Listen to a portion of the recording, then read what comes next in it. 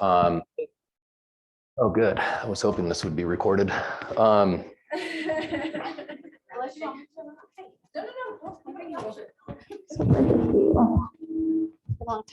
yeah, it has. Well, I got to meet a bunch of new people, and that's awesome. And I haven't gotten a chance to meet everybody, but holy cow, you guys definitely like to fill a room, don't you? Well, that's cool. My name is Josh Stern. I guess most of you know that. And today, that's, I think that, Kimber and I kind of worked together to create some deliverables for all of you guys in order to really understand, what that's better. That's better. I don't feel like I'm talking in a tin can, and I don't feel like I'm going to feedback underneath that. So thank you, Kimber.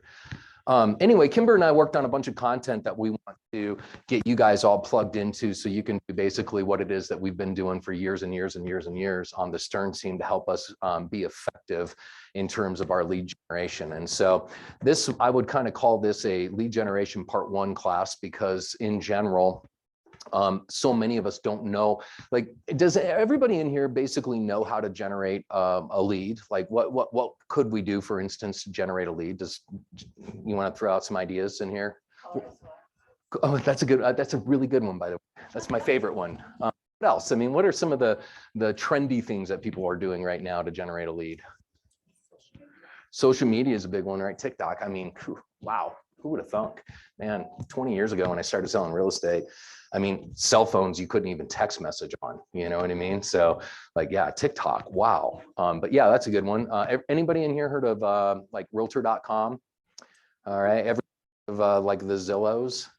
Yeah, so like, I mean, the turning of the lead generation, system is not the hardest thing in the world for us to do. We're going to actually talk about some of the other things that we can do from a lead gen standpoint today.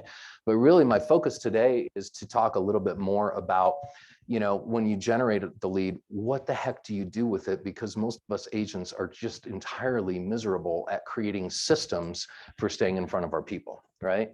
Now, are you operating my little... Do you want to? Because I have a clicker for you if you want to do well, that. I guess I can do this. Huh? How about now? Let me activate it and then I'll send it right back to you. It reminds me of cartoons when I was a kid. I forget what the cartoon was, but something like, and activate. Yeah, it was, that was the Transformers, right? Was it one twin? Man, that's great. I didn't even know that. Thank you. Yeah, obviously we've got a cartoon fan in here. That's cool. Really wacky when I got to be like a junior in high school. I never thought I would stop watching cartoons, but then anime happened, and that was just too much for my my Smurfs brain. Yeah, I know. There's the laugh. So what I want to talk, what I want to talk to you guys about initially is understanding, what a difference between a have not met versus a have met is. How many of you guys have heard of the Millionaire Real Estate Agent book? Handful of you. Okay. How many of you guys have read the Millionaire Real Estate Agent book? Another handful. That's great. And then how many of you guys know what it talks about between pages 132 and 148? 1, 2. That's pretty good. Portia, I know why. Yeah, I know why. We just talked about this. But Caprice, what is that section of the book kind of talking about? Lead gen, yeah, our lead generation model. And so I'm going to start with this notion of have not met. And so what is a have not met in terms of actually having a lead? Do you know what that is? How could it be a lead if you haven't met them? Think about it. What's a have not met? Yeah, somebody that maybe filled out something on a website, right? So you've got like maybe a name and an email address, or maybe they texted into a writer on a sign. And now you've got like a cell phone number, right? But you have no idea who these people are. And most of the time they don't exactly know who you are either. So it would kind of turn those guys I have not met. And so I'm going to start talking, initially about what we do, with have not mets, because is anybody in here lead generation where it's not just SOI? Are any of you doing some of that stuff? Okay. And what are some of the funnels that you're using? What are some of the platforms that you're using to lead generate? Facebook. Okay, I love it. Farming. like digital farming or door knocking or Physical, geographic farming? Okay. And are you doing that with like enhanced with Facebook kind of stuff or, okay. So you're having leads that are coming in where you haven't met them, right? But you've got information, is that right? Okay, what else do we have? Portia, Realtor.com and Zillow leads. Anybody else want to throw something out there? Something magic, maybe that we've never heard of? Come on, share your best secrets. Through our CRM sync. Commissions Inc., Sync, CRM. So that would be pay-per-click marketing, right? So you basically filling up your database with that. So I've had a thought, I used to work in the veterinary profession. Okay. Just reaching out to like some of the veterinarians that I do know and targeting the whole like industry, like with their staff. Those animals. Those are- I love it. Yeah. Well, you're in a room full of them now. Realtors, yeah, they're gonna need you, trust me. So here's one of the biggest things that I see happen when people start turning on a lead generation platform. Basically, they're generating leads that are coming in. And this is what I've noticed about most real estate agents is will follow up with those leads, kind of as they're coming in. And how responsive, by the way, are those leads right out of the gate? Super not responsive. Does that sound about right? Do we all think that these leads are wicked crap? Just be honest. Most people are like, it's crappy leads, and it's like, the reality is, and I did a study and the average buyer from the first time they get on internet, which by the way, are all buyers getting on the internet? Yeah, of course they are, every single one of them. I mean, shoot, the internet walks around with us nowadays. This is an iPhone. You guys have one? Do you know that the least used feature on this thing is the actual phone itself? I'm like, they're going to have to change the name of this at some point because it's just not going to work. But I mean, what I've noticed with the majority of folks that are doing lead generating is that they'll do some follow up with these things as they're coming in. And then they have that come in and they'll do some follow up with those that come in. Then they have some more that come in. And by the time, a month goes by and they've got, 40, 50, 60 of these things that have come in, what have happened to the ones that came in, at the beginning of the month? Huh? Yeah, they just fall through the cracks, right? Because I didn't get a response from them. But yet a buyer on average is going to take 8 months. This is averages, right? 18 months from the first time they get online till they close on their home. A seller is about 12 months. And so what is our plan for this, right? That's what we're really going to be talking about is what our plan is, for this, to solve for this issue. So there are a couple of things. So MIT did research on online lead generating and sales. And it was published in the Harvard Business Review. And so there are some things that are interesting in here that I wanted to pull out. And so Kimber diced up this chart for me so I could talk to you about some of these things individually. But this is interesting. First of all, what are the best days to be able to make contact with a lead that filled out something online? Good, they're highlighted there. You guys have passed. So, and yeah, it's Wednesday and Thursday, right? And look at the amount of difference Tuesday versus Thursday, the difference. Kind of huge, right? 50% more likely to get a hold. How many of you guys are a focused amount of time lead generating on a Wednesday and a Thursday? A couple people, right? But most of us really don't even think about that stuff. We didn't even know that this was a thing, Here's the thing, best times to make contact with leads that come in. What are the best times according to 2 during the day? 8 a.m. to what? About 9:30, right? What's the other one? 4 to 5. 3:30. Yeah, it's really 3:30. Yeah. So here's a question. How many of you guys are in the office lead generating at 8 a.m.? How many of you guys are in the office lead generating at 9 a.m.? There's always going to be 1 or 2. But here's what I noticed really in my own career. I was usually the first one, in the office, and I started lead generating at 8 in the morning. This data, I didn't have that data then, but it just seemed to me like I got a hold of more people, right? So a lot of you guys, when you're thinking about lead generating, we've heard this, we should be lead generating for 3 hours a day. to do it first thing in the morning. So you guys come in at 9 a.m. because, you know, we're in an office job environment, right? And we start dialing by about 9:30, 9:45 after we've gotten our cup of coffee. Maybe we did, and maybe we're actually being strategic and we did some script practice or something with one of our friends. And we hop on the phone, it's about 9:45 or so. And it's pretty frustrating because it's really hard to get a hold of people. Have you guys found out that the dial attempts to contact attempts that are happening at that time of day are pretty minuscule? And does that reinforce the fact that we should probably not be prospecting? We should probably be out doing something different, like getting more coffee and our friends. Doesn't it feel like that, right? And that's because very few of us are taking advantage of the right times to actually be doing lead follow-up. Yeah, 8 a.m. Do you think people would be annoyed if you called them at 8 a.m.? That's the problem because of what's happening between the ears. My God, you guys, they're not really, trust me, did it for years and years and years. In fact, for 15 years, that was my lead generation, you know, regime, was coming in and dialing super early in the morning before anybody else was there. And I was just doing it because the office was quiet and I wasn't interrupted. And it was hit my contact goal, which was 25 contacts a day, not dial attempts, but 25 contacts a day. And the only way I could really do that was if I came in early in the morning. Right. So then the next best time is basically starts right around 3:30. Well, how many of us are calling people at, like seriously sitting at our desk and lead generating at 3:30 in the afternoon? There's always going to be one, and I love it. You know, that's great. Happens to be a good time to get in touch with people, believe it or not. But guess what? Your willpower is not on will. You guys have been completely squirreled away by the urgent things that are cleverly disguised important by the time 3:30 comes around. The last thing that's in your head is, I'm going to start my lead generating for the day. It just is, right? So that's why it's important, I think, to show you 164% difference in being able to get a hold of people during those peak times is not 164%. I mean, nobody really wants to lead generate for 3 hours. So maybe why don't you try an hour and just do it at a time that actually works? Okay. Seriously, just try it then and just see what the results are, because I think you're going to find that you're going to be a lot more successful. All right, this is something that I have to think that has changed drastically, and I'll give you an example here in a minute.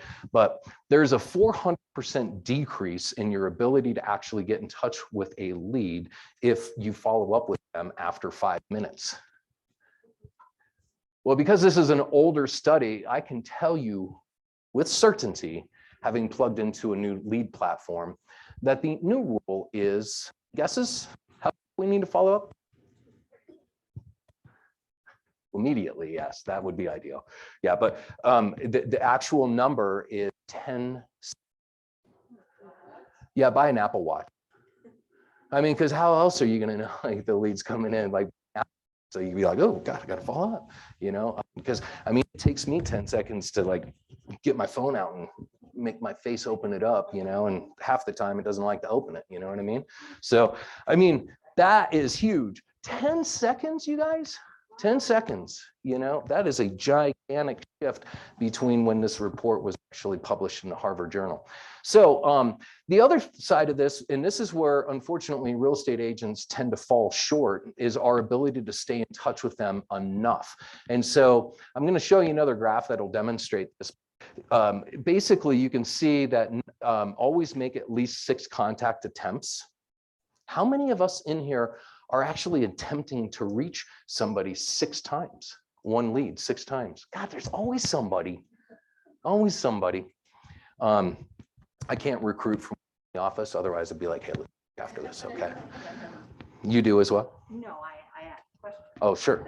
So counting a smart plan set up and you're texting from your smart plan, plus you're trying, are these just flat out phone calls? Yeah, these would be calls and texts at this point, right? So nothing from basically an automated source, so not like a drip plan, but we'll talk a little bit more about that.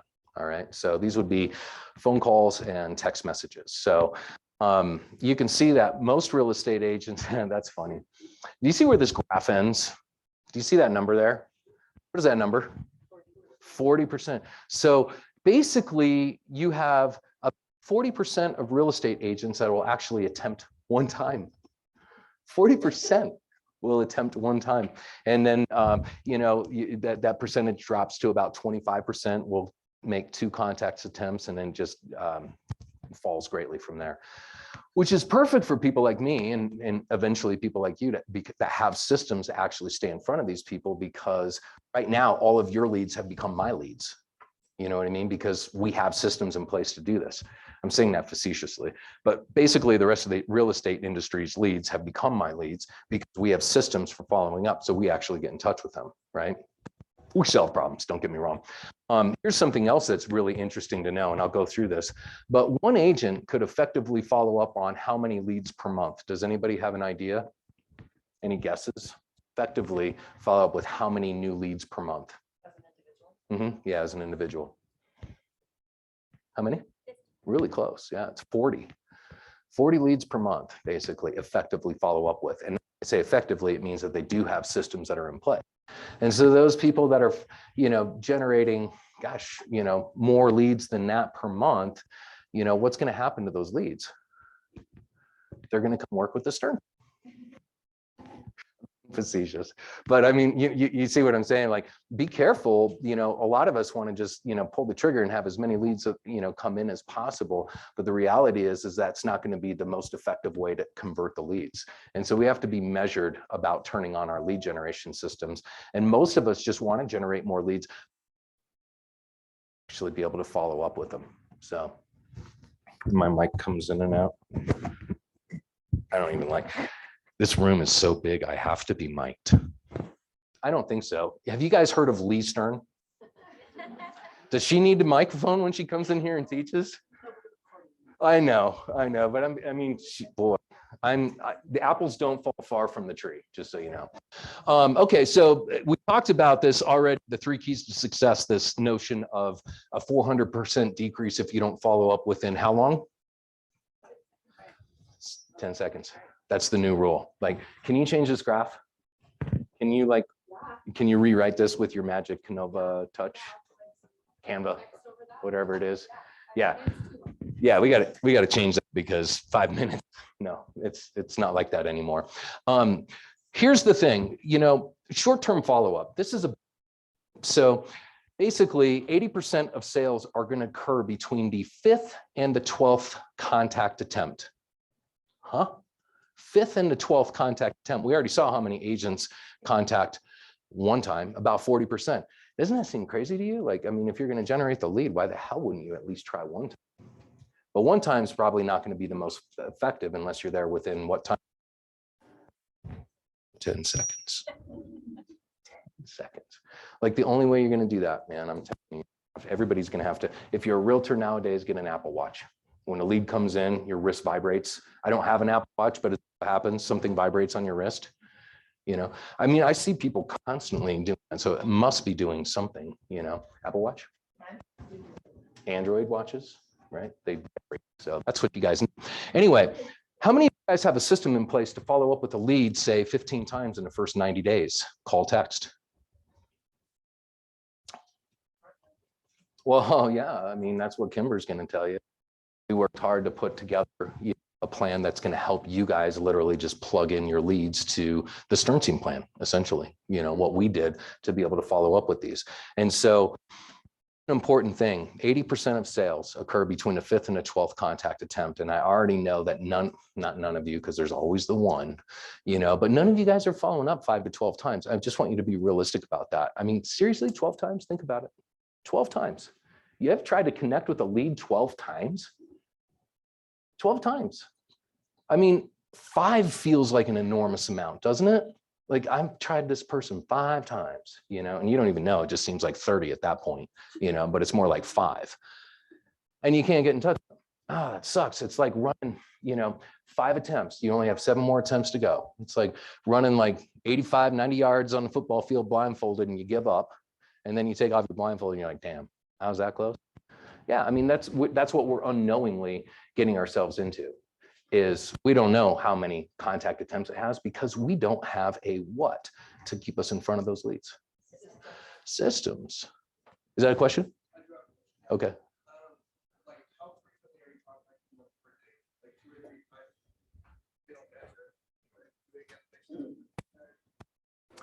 Yeah. If I've got a phone number on a lead, I'll tell you exactly what I do. And this is going to sound crazy, but you know, it's hard to get the agents on my team to do this. Like people on payroll, they have to do what I say and then it really works well. But this is exactly what we do. We do call, 3 calls in a row, right? So if they don't answer, we don't leave a message. They don't answer, we don't leave a message. If they answer, we leave a message. Or if they don't answer, we'll leave a message on the 3rd call. Or if they answer, you know, which sometimes they do, be like, Jake, this is Josh over at Keller Williams. I am so sorry. I'm having a problem with my phone. Listen, I just wanted to get back with you on the 123 Main Street property. Okay. That's literally how I'll start the conversation. So they're not like, you jerk, you know, like I'm just that dedicated, passionate about the American dream business. Are you guys? Like I am super focused on helping people to accomplish their goal. And that's the difference between me and most people is like, I want these guys to build wealth in real estate and I will do everything power to make sure I'm the guy that helps them get there, right? I'm the right guy for the job, so I want to get them there. And so I do 3 calls. 3rd call, if they don't answer, I leave basically the same message. I am so sorry. This is Josh at Keller Williams having a problem with my phone. I just want to get back to you on 123 Main Street. Hey, listen, I'll shoot you a text and an email as well if I have an email address. Just figure out a good time to go out and take a look at the property. That's basically what I'll do. Does that answer your question in the back? Okay, yeah. And then after that, Kimber will kind of walk you through the touch program that we've stays in front of these people systematically, right? So you get the lead that comes in now, you can just plug into the program that I helped Kimber create your command, and then it just tells you what to do, when to do it. Isn't that great in real estate? I can just show up, open up a computer, my computer tells me exactly what I need to be doing for the day. And I just need to do it. Discipline equals freedom. You actually still have to do the thing, you know? You still have to do it. You still have to make calls. I hate to say it, but in real estate, you actually have to make phone calls. It's awkward. I know. I get it. This is the other big thing. There's a 67% increase in sales who have a follow-up plan that lasts more than 6 months. So we created an 18-month follow-up plan that happens after that first 90-day follow-up plan, right? So the lead comes in, you've got we call it the 10 days of love. So it's really 10 contacts in a very short period of time, or 10 contact attempts in a short period of time. And then I'll begin to taper a little bit over the next, over the next 8 weeks. And then after that, then they automatically go into this long-term follow-up program, right? Where mostly it's going to be leverage. So there's not going to be as many phone calls or text messages in there, but there'll be periodic ones that are in there. Why is mine 18 months long? Saying that you just need one that's more than 6 months. Why is mine 18 months long? Why is my plan 18 months long? Thank you. Somebody was paying attention in class. Because the average buyer spends 18 months from the first time they get online until they close on the house. So I just make sure that I'm the guy that's going to be in front of them no matter what. Does that make sense? All right. Any questions about that? So lead sources, this is where lead sources got dropped in. Yeah. So I'm going to come back to this slide if it's okay, because I do want to talk a little bit, magic lead source stuff, but let's oh, do you want to walk through that thing? Is this your time? I took some screenshots in there. Okay. So if you just want to, we can go to the next one. Okay. Yeah. All right. Somebody's going to tell me when it's 12:30 in here. Is that clock right in the back? Yeah. Oh, good. All right. Perfect. Excellent. Excellent. Okay. So you can see Kimber's got a plan inside of command. It's labeled the 10 days of love. All right. You guys will be able to plug into that. My recommendation really is after this class that you just, hook up with Kim. All 60 of you at the same time, hook up with Kimber. No, seriously, we can get everybody set up quickly, right? You spend the next 30 minutes, open up your command, and Kimber will just show you how to attach these programs. Like, wouldn't that be awesome? So then it's done. Somebody was happy about this. Can we do that? Can you do that? Yeah. We'll just make sure they're downloaded, and so then any future leads you can have them. That would be the coolest thing in the world, because it's one thing to come to class. I mean, as I've learned, from all of the years of going to like seminars and classes and things like that, this is what I learned. Knowing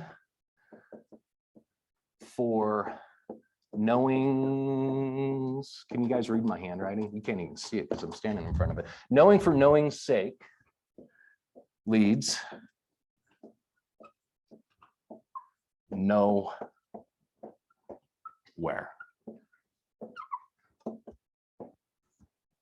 Catch my drift? Knowing for doing sake leads to productivity. On the inside, maybe enlightenment, but on the outside, it'll show up as productivity. So like the whole point is like, whatever you're going to learn here today, you got to take it and actually do something with it, right? Like immediately, hurry up, because I promise you, you're going to have 17 phone calls that you're going to need to return when you get out of here, and everything is on fire. The whole planet is currently on fire, you know, so it's going to be hard, but Kimber will take you there. All right. Is this more the duration of the plan for the have not met? Down that that's what the first 10 days looks like. Okay. Yeah. I don't know how many texts there are. 5 emails, 4 texts, 5 phone calls, and that's in the first 10 days. Is that more than you guys are doing right now? Probably, because we don't really know. Like, you're just learning now that you got to follow up that many times. Oh my God, that's stupid. Why can't they just answer the call the first time? And the other part of it is we just don't have a system in place that helps us do this. We need leverage, guys. I mean, it's like not everybody in here has an assistant that's telling you what to do, when to do it, right? Except Jared Hansen. So, yeah. And so, I mean, what we need is systems leverage, and build out a system that just basically tells us what we need to do when we need to do it. And that's what Kimber and I have done for you, and Kimber will show you how to plug in. So she's just giving you a little piece of what some of these things look like, right? That's a text message, I think, at the top, right? All right, just some examples. You can walk them through all of this stuff. All right, cool. There's some more stuff. Virtual home buying program, cool. VIP buyer program. You guys are getting all of our stuff. It was literally branded to this spreadsheet, that whole graphic. It was like, routine, what we do, virtual home buyer program, and now it's the KW. Oh my God. So this, if it works for me, do you think it'll work for you? Yeah. Man, I sure hope so. As long as you remember what's up on the board there, for sure. Okay, so I want to tell you the goal of a have not met is to move them to a what? Have met. What is a have met? How do we define a have met? Is it like somebody that I shook their hand? Or I mean, like, what is that, you guys? Talk to them in person or on a phone. Yeah, you can meet somebody over the phone, right? They know your name now, right? So at some point, the whole point of lead generating from a have not met into a have met. That means we've made some sort of contact with them, all right? So I want to talk to you a little bit about the have met. When you go into a have met database, most of the people that you're going to talk to are probably not going to buy a house today. Does that seem realistic to you? Have you guys found this out? Yeah, most of the people, well, we already did, you know, I already gave you the NAR example, right? It takes people how long to move from I got online, bought a house? 18 months. So if you get them 3 months in the process or something, odds are they're not ready to buy a house yet. That's okay, because you guys don't, this isn't a job, this is a career, right? Like, it's fine with me if you're not ready to buy a house today, because I'm just going to stay in touch with you until you are ready to buy a house. And by the way, in the meantime, I'm going to earn your trust and your confidence, and you'll end up referring me all the people that you know that need to buy, sell, or invest in real estate, right? And so it's a beautiful, beautiful thing. It's called our database. Your business is your, yeah, your business is your database, right? So the bigger the database, the bigger the, all right, you guys are catching on. You got the hang of this. Okay, so the very first thing that we're going to do is we're going to put these people from a have not met into a have met. In order for us to really be effective at doing this, write this acronym down. NAPE. N as in Nancy, A-P-E. N-APE. NAPE. Anybody have any guesses on what that stands for? Number 1, name. Number 2, address. Number 3, phone. Number 4, dang, Portia, you get an A. Too bad I like your boss, or I'd probably see about stealing you. NAPE. So we have to get NAPE. How do we get NAPE? Ask for it, right? How do you ask for it? Ask for it. That's good. Yeah. Hold on. How do you ask for it? I say, hey, I'm looking to get your information. Give me your address and phone number and all that stuff. It's good. Yeah, it's good. It's good. You offer to send them something and then they want to give it to you. All right. So you make an offer for immediate response. There's another acronym. It's called MOFR. MOFIR. Make an offer for immediate response. Can I tell you one of the easiest ways to do it? Does South Valley do like a client appreciation event at least once a year?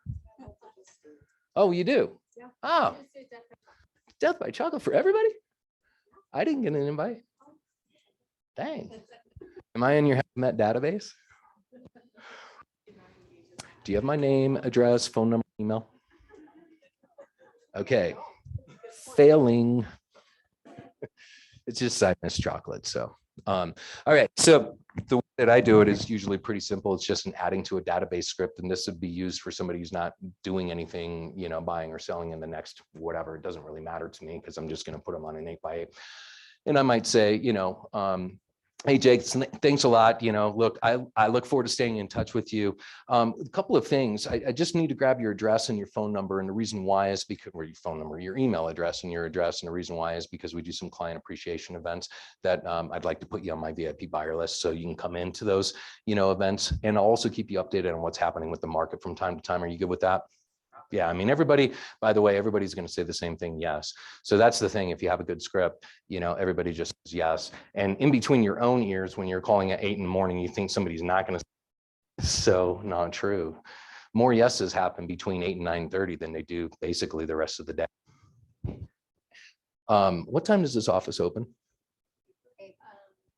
Well, it's 24/7. Boom, 24/7. You hear that? I wouldn't be calling it midnight personally, but I would definitely be in here, like all of you all being in here at 8 a.m. Like you can just turn over a new leaf, you know, you're going to need to, by the way, because it's the space this market has ever been. And that's crazy because my coach, my real estate coach back in the day, Tony DeCello, said the same thing to me. He's like, oh, it's the most skills-based this market's ever been. You got to really work on your scripts and you really got to be in lead generating. You got to up your contact from 20 contacts a day to 25 contacts a day. Let me ask you, how many of you guys in this room are making 25 contacts a day? For real. I know, isn't that crazy? Think about it, you guys. 25. I don't care what the market does. The market doesn't matter. I've been through the Great Recession and I grew my business every single year in the Great Recession, right? And that's the worst market we've ever had. And people are complaining about the market, really? But what was the difference? I was making 25 contacts a day every single day. If I got to Friday and I don't have 125 contacts, guess what I was doing on Saturday? My wife loved that. She really loved it when I had to go into the office on a Saturday for my back goal, which is cool because then she helped keep me accountable. Contacts, man, we got stuff to do. All right, make the contact. So once you have NAPE, name, address, phone, email, then you're going to put them in 8x8. The 8x8 is used to cement the relationship. So think of real estate, they think of who? You guys, right? You guys. 8x8 stands for 8 touches in 8 weeks. How many touches? 8. How many weeks? 8 weeks. I see people fail at this all the time. They do, you know, like 4 touches in 8 weeks. It's like, no, this is 8 touches in 8 weeks. By the way, all 8 touches could be phone calls if you want, but we mix it up a little bit. And the cool thing is Kimber has an 8x8 to share, right? So we have them on this, you know, 10 days of love and you know, 18-month drip campaign. And then once they're moved into a have met, you change the action plan that's associated with them to this one. All right. And what happens after they go through an 8x8, 8 touches in 8 weeks? What happens? You guys are super educated. By the way, you didn't realize that, but you something from pages 132 to you picking this stuff up by osmosis. Right on. Way above average. So with an 8x8, right, the one and also the 36 touch, here's the thing that you really have to understand. And again, agents suck at this. I'm just being honest because I've been in the business long enough to know that we suck at this. And that is actually making phone calls. These systems are marketing enhanced systems. Prospecting based, marketing enhanced. Let me try that again. Prospecting based. What is prospecting? Picking up the phone, man. I mean, this like really, I mean, in real estate, if you're not willing to pick up the phone, I know it's heavy. It's really heavy. So that when you do pick it up, don't put it down because it's hard to get it up twice. When you pick up the phone, keep the phone up there because this is a prospecting based marketing enhanced system, right? And the whole focus of this is not job, it's career. And our businesses are what? Thank you. And so the focus is how many people can we move from the have not met to the have met, because the more people we move from a have not met to a have met, and then we use prospecting based marketing and systems, the bigger our business is going to be. Is that right? You're all nodding your head. You're all nodding your head. That's good. That's good. Because that's the truth. And so Kimber's basically helped create a 36 touch plan for you. And this touch plan will be prospecting based, but you can see up there kind of like how she has it broken out for you. Most of the Keller Williams market centers do have events, so you'll be able to invite people to events. Good reason to get a mailing address, right? So if you're like worried about like, I don't want to ask them where they live, that's creepy. Well, you're creepy for not asking them. Right? I mean, seriously, you guys don't put together those super sweet formal invitations, like you get when people are getting married or something, where you just mail it out to them to invite them to a client appreciation event, because when they get it, they feel like a VIP. They see it's coming from you. And even if they don't show up, they feel special. Isn't that what we're trying to do? Let our clients feel special, right? So you've got the client appreciations in there, and then there's her pop buys. I'll tell you, Lee Stern, you guys remember her, right? The one with the loud voice. They call her the General. Yeah, General Lee. You know what she does every year that just rocks the world? She makes like 100 pounds of fudge. This is not an exaggeration. It's actually more than that. Literally every year makes. I grew up with her making fudge, and like just the smell of it makes me want to, I mean, seriously, like she can't give me any ever again. I worked at a movie theater when I was a kid too, and I can't eat popcorn now, right? So I've been ruined and destroyed because of overexposure, to certain foods. So she makes fudge, and then she goes and drops it by all of her past clients and all of the people that gave her a referral every year. What do you think that leads to? Yeah, I mean, it takes you guys, she got clients from like Spanish Fork to, damn near Idaho. It like literally takes her 6 weeks to get all of the fudge dropped off. 6 weeks to be able to, do this thing in all the segments. How much business do you think she gets from this? Well, yeah, why would she keep making over 100 pounds of fudge and take 6 weeks to drop fudge off in person if it wasn't effective? Every single year, it's like one of the easiest things like in the world, right? Make fudge, drop it off. If you don't want to make fudge, I know a guy in our office that drops off like, what would you call them? Branded goods. Help me out. Cup. Swag. That's the thing. Swag. I always thought of swag as something different, but yeah, but swag. She just, and it's the same thing. It works, right? She's dropping it by and saying hello in the meantime. And what are they doing? They're talking about real estate when they do that. And it's always every single time she does this, she ends up with multiple referrals. Well, how hard is that? It's not hard. We just don't. Another really good one too. She does is she right during Thanksgiving, Christmas time, she just does like gratitude videos or past clients, real simple. She just, they're personal, right? Each one time. I mean, he's learning technology, I love the one at a time because it this, hey, it's, Josh, hey, just this time of year, I think about all the things that I'm really super and your mind or your name came to mind. And I just wanted to reach out and let you know how much I appreciate having the ability to work with you and how much that your confidence and trust means to me. So thank you so much. That's it. It takes her some hours to do this. I mean, I did it. Ooh, tell you.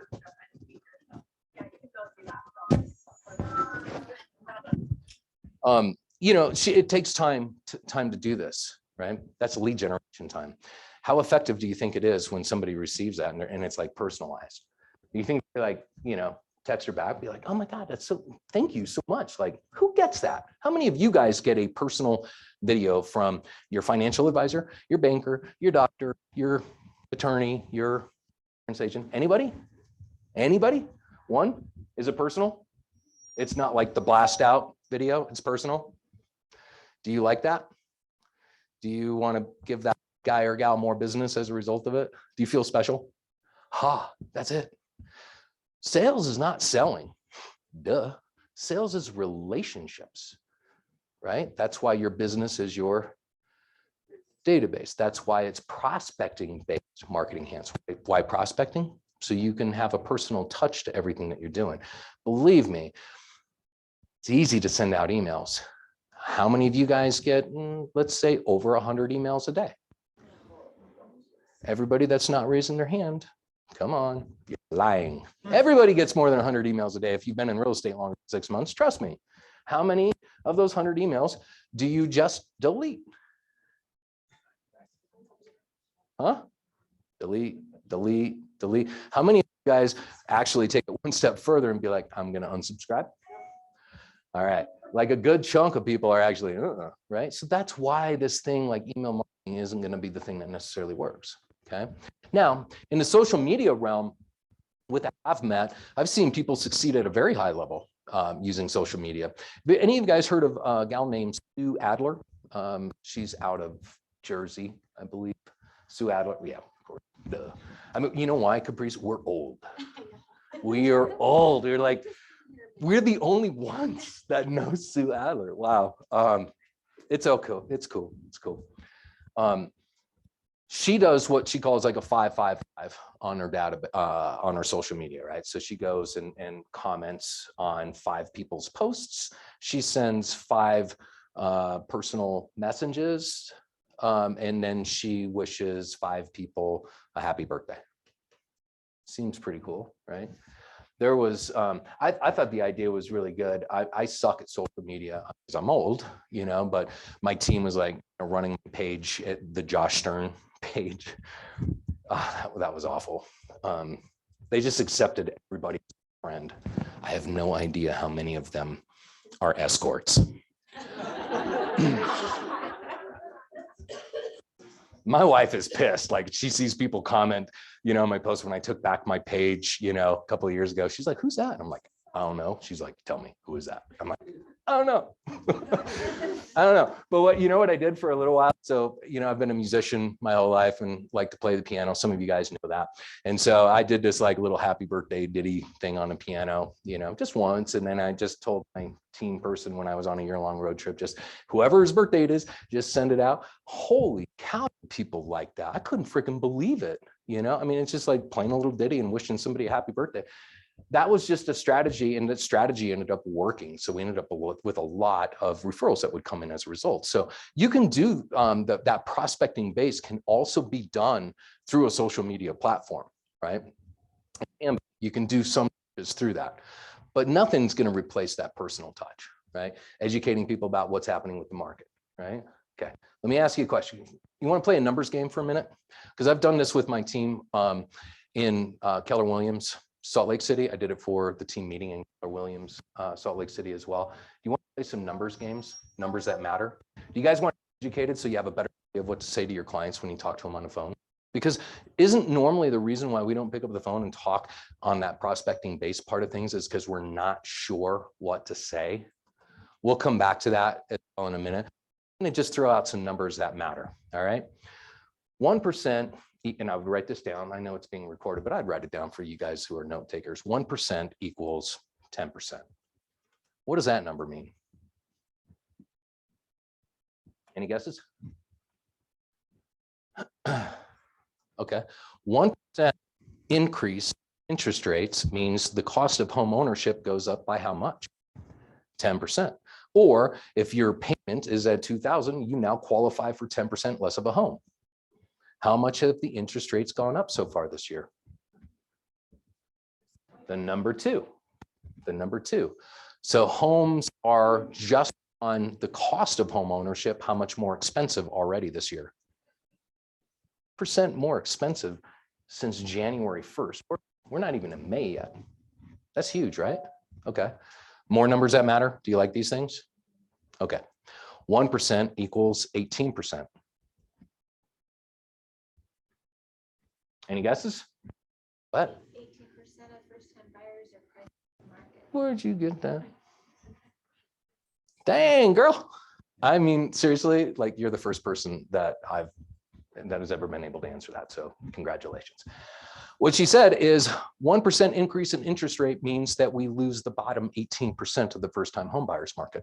How many first-time home buyers have we lost this year? Well, at least 36%, right? 18 times 2, 36%. These are numbers that matter, right? So if we're talking to a seller and a seller's like, hey, I think I'll probably just wait a little bit. What are you going to say? Well, let me tell you what the cost of waiting looks like, right? This is what it looks like, especially if they're in that first-time home buyer price bracket. Now, granted, we have too many first-time home buyers anyway, because we don't have enough to sell them. Homes, God, you guys, we just don't have enough homes to sell those guys. So it's okay to fade that out a little bit. Don't mind at all. Just maybe gives us a little bit more to look at with our qualified buyers. All right. More numbers that matter. 10 to 1. What is that? 10 to 1. Any guesses? I'll throw it out. 10% ROI. That's the rate of return that you get on your database when you run Kimber's program, the 36 touch. Every year. For every 10 people you get in touch with, you do how much business? 1. For every 10 people you stay in contact with 36 times a year, 4 phone calls a year, right? For every 10, you do a transaction. I mean, what's an average transaction worth? Huh? Any guesses? All right, let's throw 12. 12,000. All right.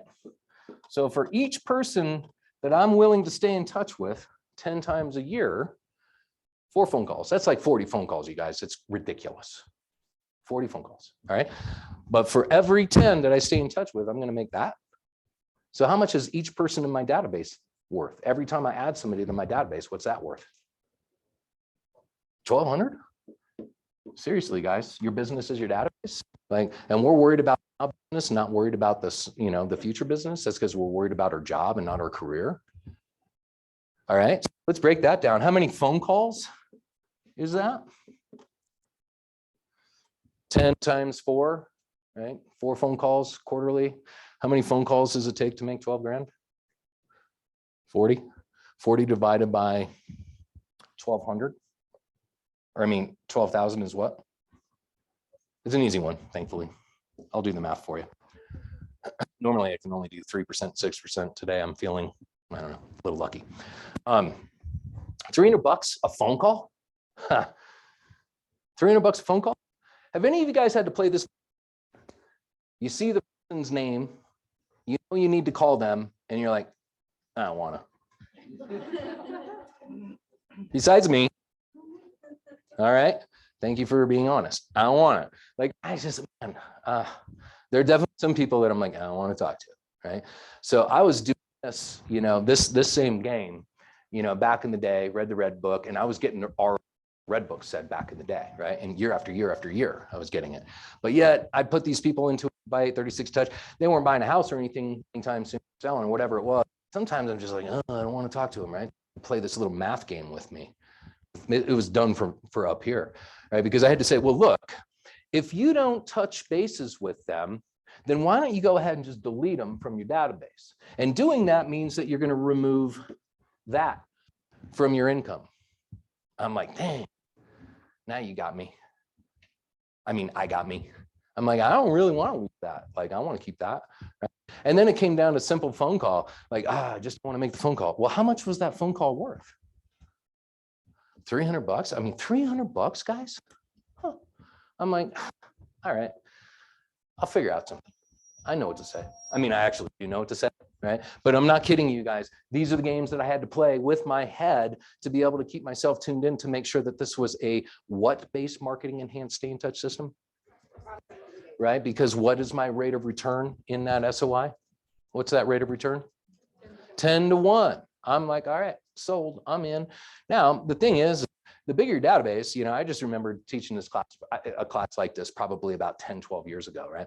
And I think my database had generated something like $500,000 of GCI, something along those lines. I can't remember what the actual number was. And I was still doing how many contacts a day? Thank you. So I'm still doing, the 25 contacts a day, right? And I'm just like, look, if I paid you $500,000 a year would you make those calls? Is there anybody in this room that wouldn't make phone calls at $500,000 a year? Okay, that's too much. All right, $250,000 a year. Who's wanting in? Who's making phone calls? 250. I mean, really, guys, 150,000 a year. Like, these are big stinking numbers, right? And what do I got to do? I got a system. Kimber's got a system, and that's the leverage part. All I got to do is what? Oh my gosh, I'm like, yeah, sign me up, because where else are you going to make that kind of money? It doesn't happen anywhere. Tell me an industry where you can do that in. And so the weirdest thing is like, man, I would pay you $250,000 a year, and all I need you to do is make these calls, and you would say, sign me up, but you wouldn't do it for yourself. What in God's name are you doing? Isn't that a big aha for you guys? Like, it's the craziest thing. So I'm just showing you the numbers that I had to use, to trick myself into doing the things that I didn't want to do. And by the way, when you do something that you don't really want to do long enough, what happens?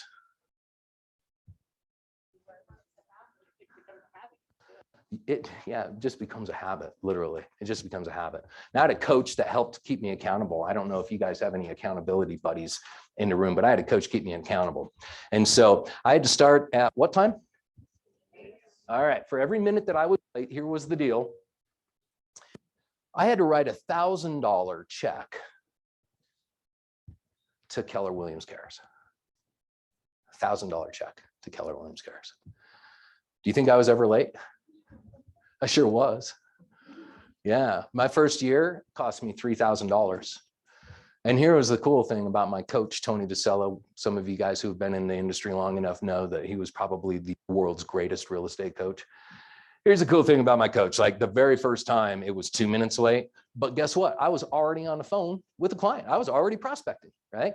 And I'm like, oh, forgot to text Tony. I got to text Tony, right? Text Tony. It's 8:02, right? Text Tony. Tony, I've been on the phone. Sorry, I just forgot to text. Was calling first. He's like, calls me up on the phone and he's like, hey, Josh, you want to have reasons or results? I'm like, huh? He's like, you want to have reasons or results? I'm like, I actually had to think about this. It was thrown at me. It's you ever stood on the batter's plate and seen a 105-mile-an-hour fastball? Yeah, those of you who have are like, damn, fast. That came at me fast. I'm like, results. Good answer. All right, well, cut $2,000 check to Keller Williams Cares. See ya. Yeah, accountability works really well. The wife accountability, how many contacts did I have to make by Friday? 120. And if I didn't, what was I doing on Saturday? I mean, those of you guys who want to stay married, just follow a disciplined schedule, right? Just follow a disciplined schedule. All right. What did I do with the thingy? Moving on. Oh, any more numbers that you guys want that matter? Here's one. What's the inflation rate right now? Okay. Nationally, we know it's 8.5% currently. Nationally, 8.5%. 8.5%. Dang. Here's another one. You won't know the answer to this, so I'm going to give it to you. But the the median priced home, single family home along the Wasatch Front. So this is Davis, Utah County, Salt Lake County. As of April 4th, $583,400 as of April 4th. Now, what did the market appreciate in Utah last year? 27%. Crazy. Crazy. And we weren't even the #1 appreciating market. Phoenix, 30.8%. Miami, 28 and some change. All right, so let's do some figuring here. What were we slated to appreciate this year along the Wasatch Front? Yeah, I mean, 12% is about the right answer. Somewhere in that ballpark. We're top 5 appreciating metro markets in the entire nation. Okay, so how much money is that per month on a medium priced home? Okay, so if you're appreciating 1% a month and the median price home is $583,000, how much per month is it going up? $5,800. You guys are good at math too. Right on. $5,800 basically, right? That doesn't even include inflation. That doesn't even include interest rates. Just in appreciation alone, Buyers have waiting fees too. Buyers waiting fees, $5,800 a month, right? I don't know what that is a year because it's got a 800 in it, but if it were just, $5,000 a month, I know I'm not that good at math. I wasn't kidding. That's $60,000 a year. Most people, household incomes are going to be just about $20,000 higher than that. I mean, you're talking about a whole household income higher. Holy cow. What are you saying when you talk to buyers? You sharing numbers that matter? I mean, anybody in here talk to buyers like, you know what, I'm just going to save up a little bit more money for payment. Anybody have that? For real, come on. Anybody? Yeah. Waiting for the interest rate to go down. Here's another number that matters.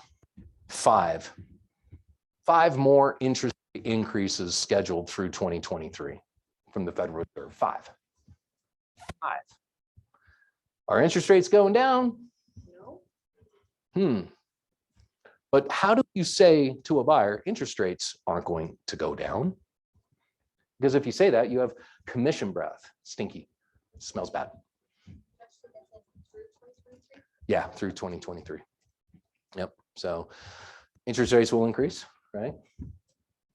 Okay. So how do you say that to a buyer? Well, easy. Feds are going to meet 5 more times this year. All 5 times in the Fed meeting notes, which you can read online just about anywhere. It shows that they're going to plan at least a 0.25% interest rate increase. So that means the interest rates are going where over the next 18 months or so? Likely up. Okay. Here's an interesting one. Any of you guys watch Gary Keller's vision speech? Okay. All right. The family reunion thing where he puts up a lot of slides and data, and it's like, that's a lot of information, What's the 44-year trend on interest rates? What's the average interest rate for the last 44 years? Also, yeah, 7 point. Who said that? I'm like, damn. Of course, that's the actual number. Yeah.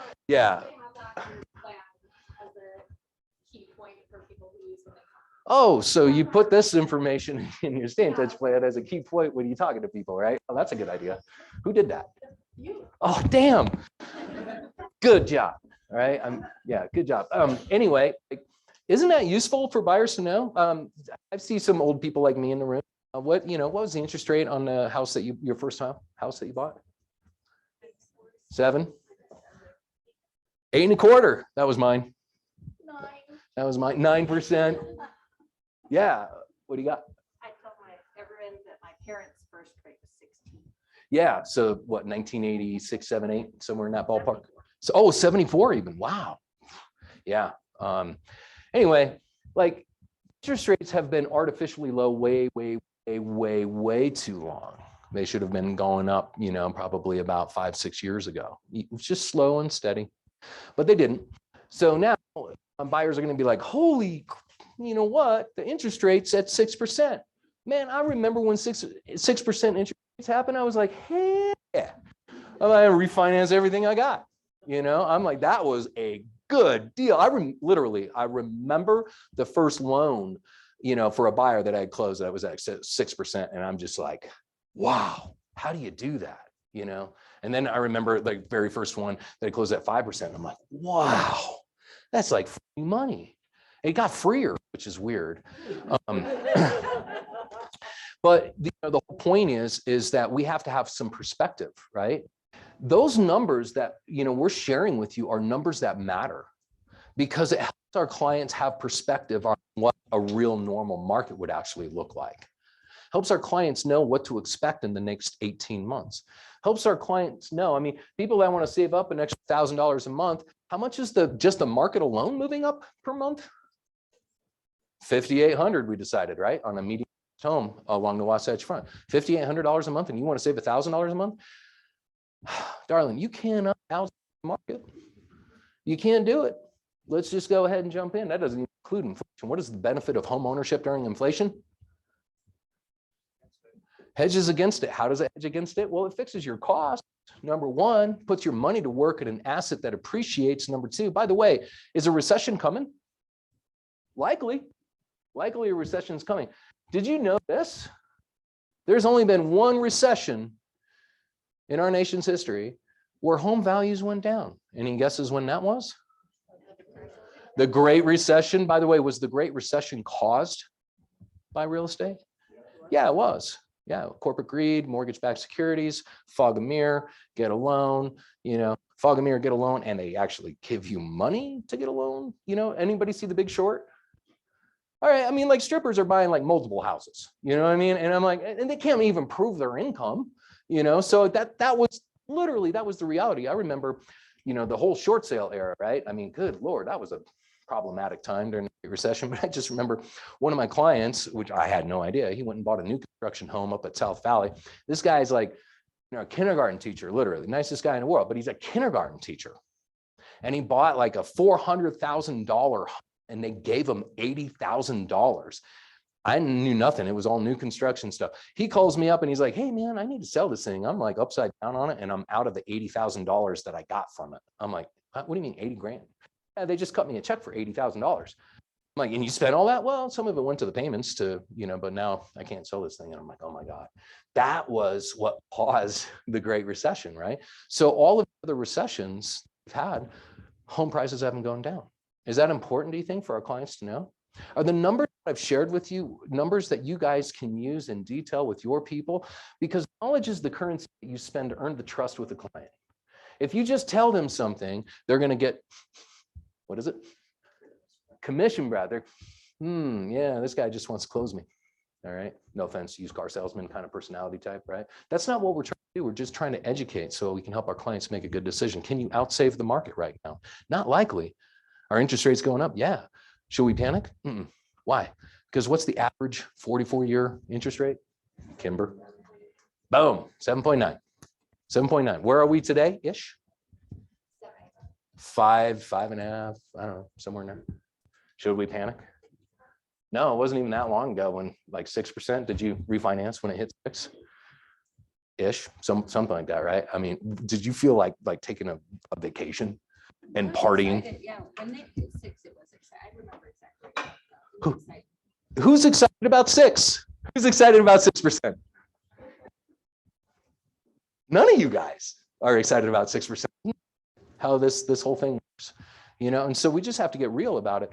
Mostly we have to be able to educate our clients. Now, if I had a listing client right now and they're in that first time home buyer price range, right, which we decided was probably, maybe around 500, maybe 550, and they want to wait to sell their home, what am I going to tell them?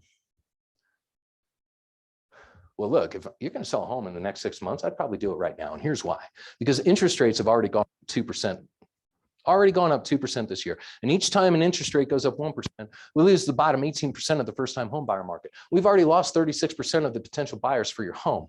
And we know the interest rates are going up again and again and again, 5 more times for sure in the next 18 months. You wait, and you're going to sell 6 months. You want to have the most amount of buyers in the least amount of time and create an auction-like environment for your home that can get you the most amount of money? You do? Okay, well then we need to get together and get this thing up on the market. Okay, good idea. When you have knowledge, you have trust. That's what you guys are looking for, right? So these are all good numbers for you that enhance your ability to have conversations, the prospecting based part of things. Right?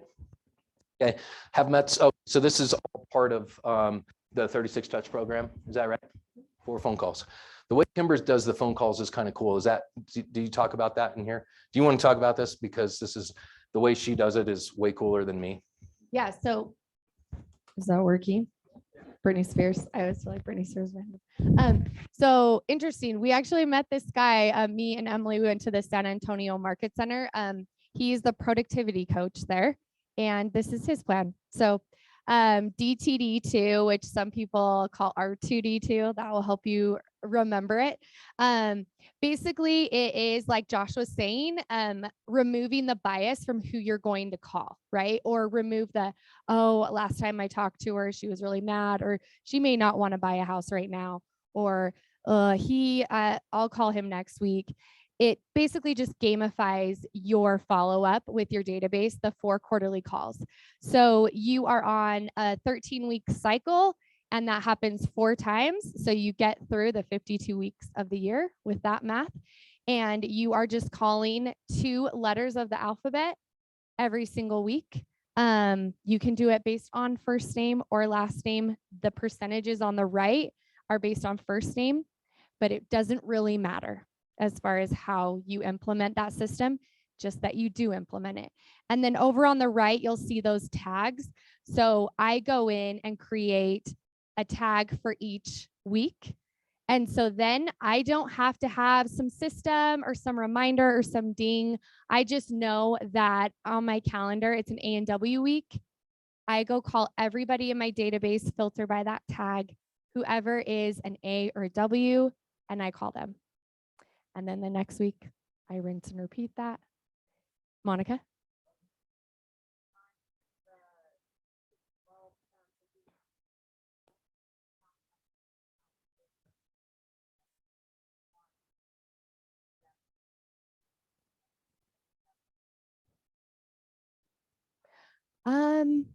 Honestly, I don't know the answer to that.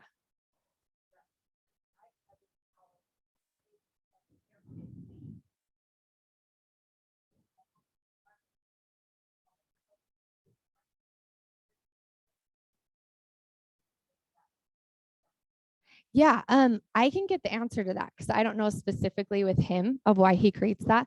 And you can also make your own system with this for sure. We do not take time off. I'm kidding. I'm kidding. Yes, there are some people that take vacations. So pretty straightforward, right? But you'll see over on the left what Josh has said a few times, prospecting based, marketing enhanced. So it simplifies the calls too. And then you actually do them because I will just call myself out. I'm not calling any of you out. Sometimes when we put those little reminders, those smart plans of, hey, call this person quarterly, what we end up with is a big list of tasks to call people that we never called, but we sure did intend to. So I want you guys to start using this system. Like it's more, the likelihood of it being executed is higher.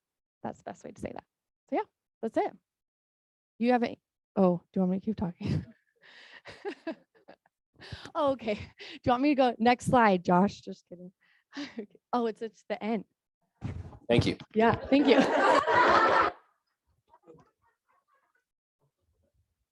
I couldn't help myself. Yeah.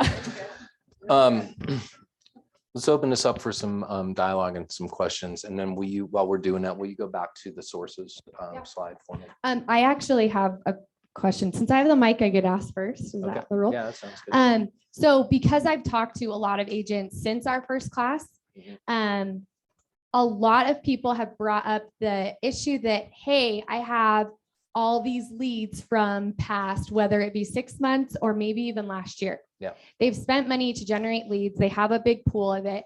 How would you adjust your plan accordingly to, I want to still market to them, but it's, we're not talking about speed to lead as much anymore. We're not talking about that. How would you adjust your plan in regards to that?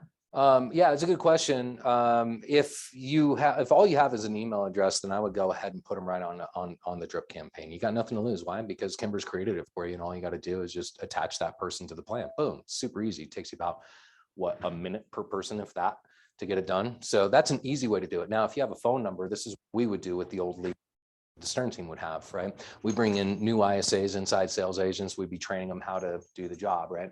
And the first thing that we do is give them all the old leads that we sucked at following up on, because yeah, you guys, we created too many leads and we couldn't follow up on all those leads, so we suck.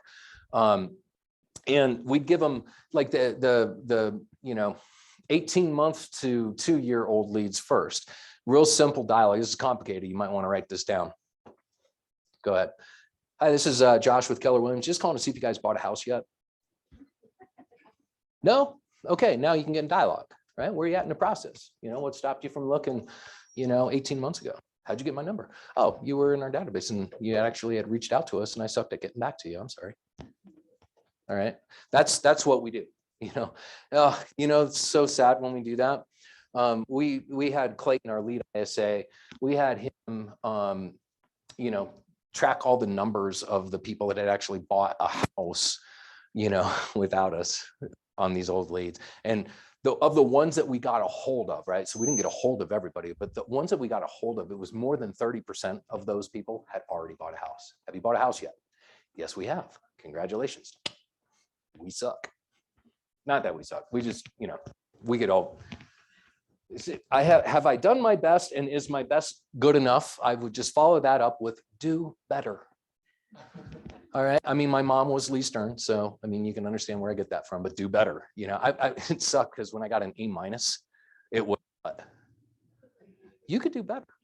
I'm like, yeah, but barely. Yeah, but better. Man, I thought I cut my hair short one day. This is God's punishment for the mullet that I wore in the 90s. But I thought I cut my hair short one day, and I was all kind of like, because my mom hated the fact that I had long hair in like 9th grade, and it wasn't long like nowadays, but it was like long. And I cut it all short, and I go home, and I'm like, hey, what do you think? She's like, well, it could be shorter. That's my mom. That's my mom. Let me go back here first, and then I'll come to you. Go ahead.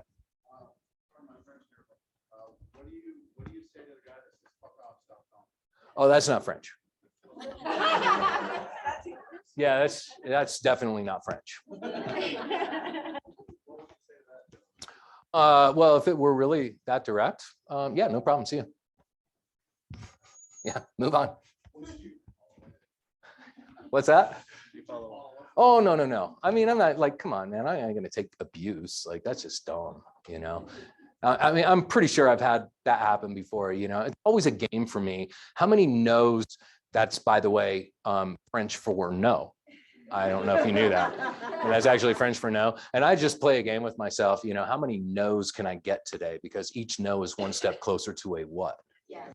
Boom, head games. I'm like, damn, thank you very much. Next call, all right. So look at the 30% who already bought a house. Uh-huh. Would you keep them in your database? Mark? Neg. No, it wasn't. I mean, I might if I were you, but we've got 40,000 some odd people in the database.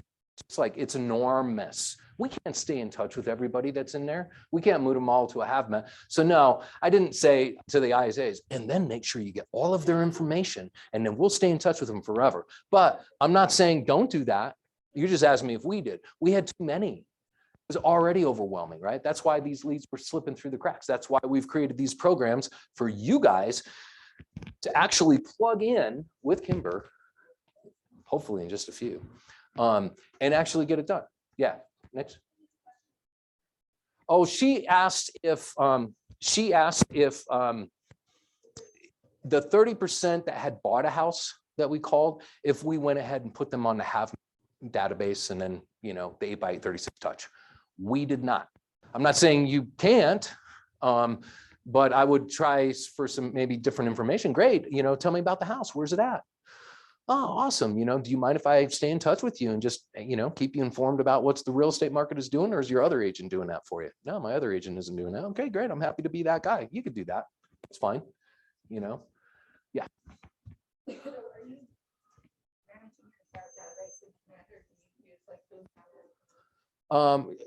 Command is probably where I'd start with you. We're not using it, but understand that we've been doing this long before Command was even a baby, and so for us to navigate everything over to Command, especially with a team of 34 people, it's difficult. It's just not likely, right? So we use a different one, but Command is where all of these easiest way for you guys to do what it is that we're doing is through Command. And the only reason why we're not using it is because when I was growing up, there was no such thing as Command. So we had built these gigantic systems with 40 some odd thousand people in it. And so we're just going to use those because they work for us. Okay. Yeah, go ahead. It's a quick question. Dale East. I'm kidding. Dale East. Yeah. I want to grow up. I want to be like that. But I haven't figured out how to gather that sources and how to look at it on a regular basis. So I spout them off like you do. What's the process you use? Yeah, where do you find your magic numbers? Kimber. Yes, I'll repeat the question. She said, 86% of all statistics are made up on the spot. How do you make yours up?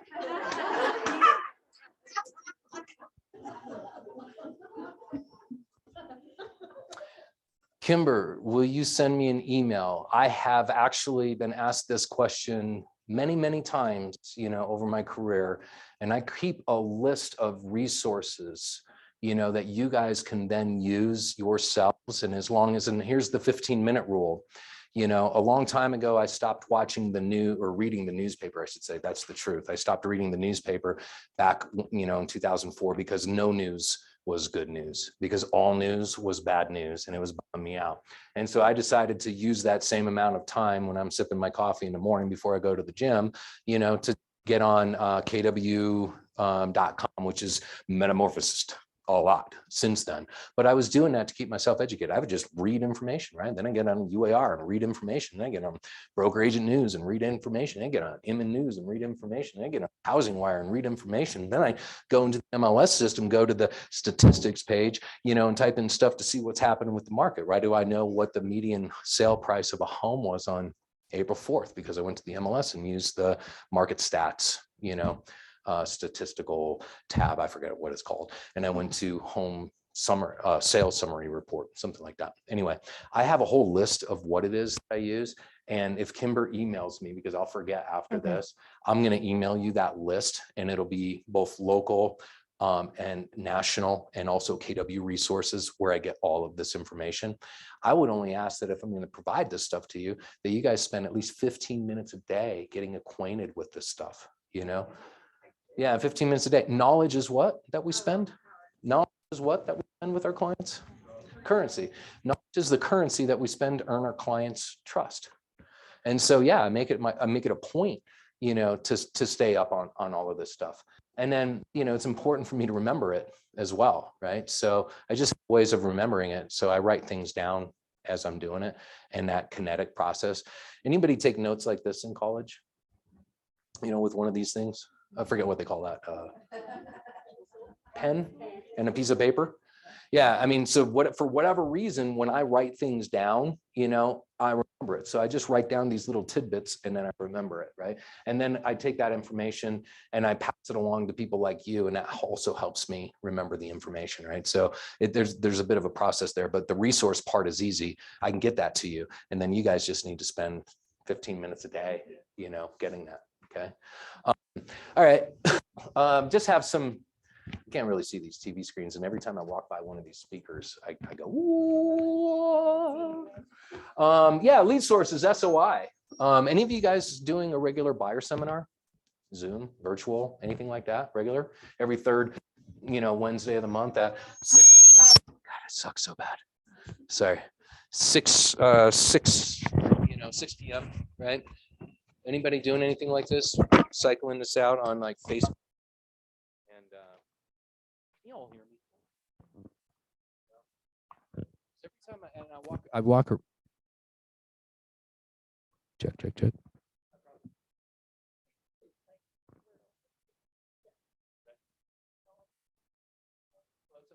It's okay. It's okay. Yeah, it's over.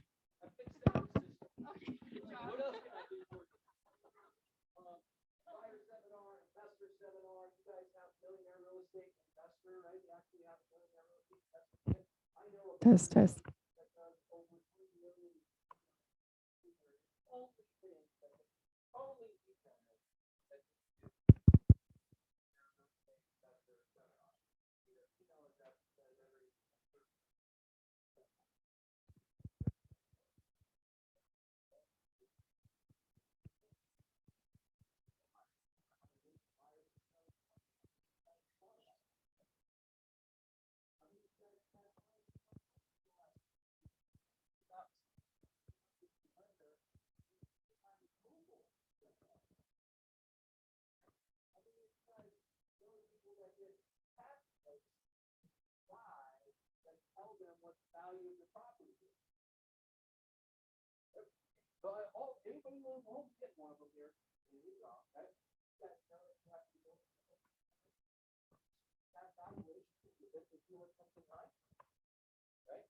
Yeah, if you're not sure how to do that, Google it. It's really simple.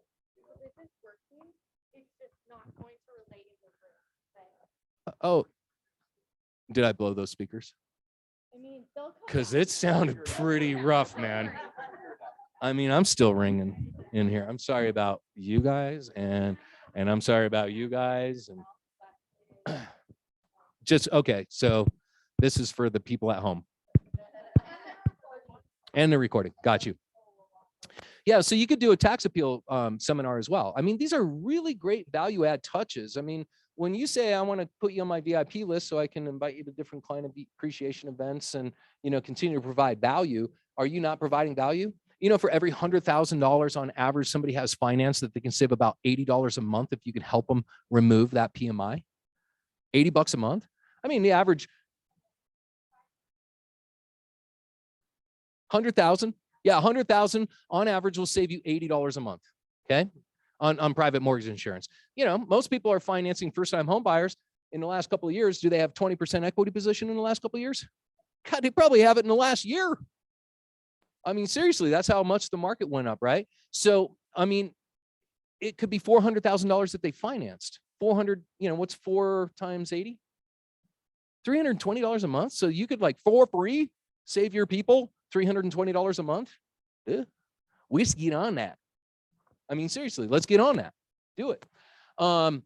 Reverse bold. There is a reverse bold playbook that you guys can download for free on one of the resources that I'm going to provide to you guys through Kimber. Kimber will send it to you. I'll just give it to Kimber. But I mean, that's like getting people to call you. Wow. Amazing. Last time we did a reverse bold on the Stern team, I forget how many people we had call in, but it was north of 300. North of 300 people in a 2-hour period called us. Sweet. Facebook, pay-per-click, Instagram, dot signal. Anybody using text riders in here? Anybody? Text riders on their for sale signs? Text riders in any of their marketing? Some of you guys are. You know what's great about text riders? Cell phone numbers. You get cell phone numbers. Yay. That's not easy to get. You guys are doing all this online lead generating stuff. How many of you guys get awesome cell phone numbers? No one? Okay. I mean, that's fair. I thought maybe there'd be one, but none is acceptable. Craigslist, anybody use that? No, they use KSL here, right? Oh, what about the people who aren't from here? How many families do we have moving into the state of Utah every day? Close, right? I heard 120. So somewhere between 180 and 120. Have we been the fastest growing nation in or state in the nation for the last 5 consecutive years? Either 1 or 2. We've been either number 1 or 2, right? Are we projected to continue growing at this rate? Yeah, we are. Craigslist, they don't know about KSL. How many of you guys are advertising for free or for free on Craigslist? And for more pictures, text, you know, ABC to 123. Oh, cell phone. Right? Okay. I mean, yeah, you got the KSL side, realtor.com, Zillow, homes.com. What about your vendors? Okay. I made this big mistake early on in my career. None of my preferred vendors, which I was using all the time, were on my sphere of influence. Don't do what I did. Just put them all in your SOI, stay in touch with them. When you talk to them, just say, hey, look, I look forward to doing business, more business with you because I'm going to be growing my career, not shrinking it. And in return, can I count on you for at least 1 referral this year? Can I count on you for 1? That's not a hard conversation to have. My God, you guys are giving these guys business, you know? Open houses. Who loves open houses? Man, so far this year on the Stern team, as of I think 2 weeks ago, it was 178 nurtures that we've added from open houses. 178 people that we've added to our database from open houses just since January 1. What's the 10 to 1 on that? Well, rounded up 18 transactions coming down the line. By the way, 11 either pending or closed already this year from open houses. Who loves open houses? This guy, for sure.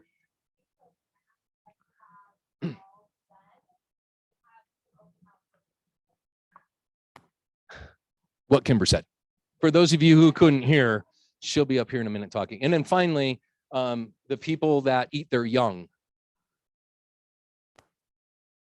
For sale by owners.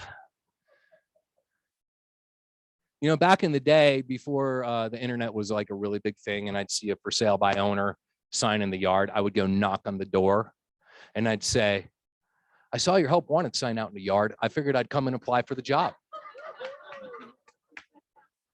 And they got a kick out of that. You know, and it's not like I listed all their houses, but guess what for sale by owners were going to do? They were going to buy a house. They were going to buy a house. And I'd be like, well, where are you moving? I don't know yet. Okay, what are you going to do when you sell the house? I need some help. I'm the guy. Let me help you out. And that was like a reverse, you know, backdoor into working with for sale by owners. Expired listings. Granted, there haven't been a ton of them as of lately, but they're easy to call. And you'll see more of them, you know, coming up. We list expired listings every month on the CERM team. We have an ISA whose job is to call expired listings. So we list them every single month. You guys, do expired listings want to sell? Yeah, because they just put their house on the market for 6 freaking months or maybe more. It wasn't like they were just getting their toes wet. You know, they just didn't have the right agent for the job to help them get the property sold. They just got it listed. So you guys can help them get the property sold. That being said, guys, I hate to do this, but I have something very important that I have to attend to, which requires my exit right now. But Kimber's going to come up and kind of talk to you a little bit more about actually getting these things set up, because knowing for knowing's sake leads to right on. Thanks, guys.